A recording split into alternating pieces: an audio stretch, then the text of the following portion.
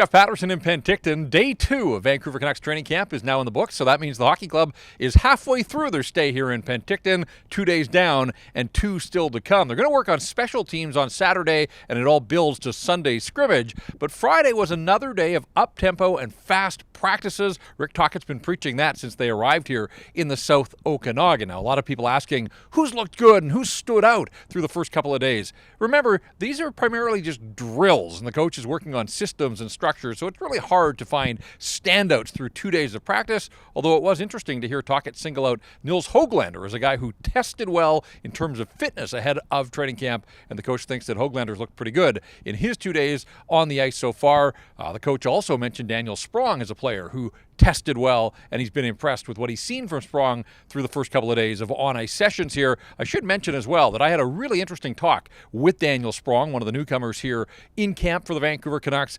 He had a lot to say about the reputation that's followed him around the National Hockey League, that he can't defend, that he's a one-dimensional goal scorer only. You can look for that article on Saturday at CanucksArmy.com. JT Miller, another name that Rick Tocchet mentioned as a guy that has stepped up and been the leader that you would expect here through the first couple of days of training camp. It was great to see Teddy Blueger back on the ice, although he was wearing a non-contact jersey, so he is still a ways away from joining the main group. Probably won't see him with either of the main groups here at training camp, but it bodes well for Blueger getting back and into action for the preseason, which starts next week. Again, the Canucks are winding down their time here in Penticton, but there's still a big weekend ahead. Looking forward to seeing what some of the power play units look like and what Rick Tocchet and his coaching staff are thinking when it comes to special teams. Maybe get a bit of an eye on who he's going to look to be a penalty killer on this hockey club in the absence of Teddy Blueger and Dakota Joshua to start the season. So plenty ahead to come here on the weekend. A reminder that Rinkwide is going to be back with another season of post-game pods, and we're really looking forward to that.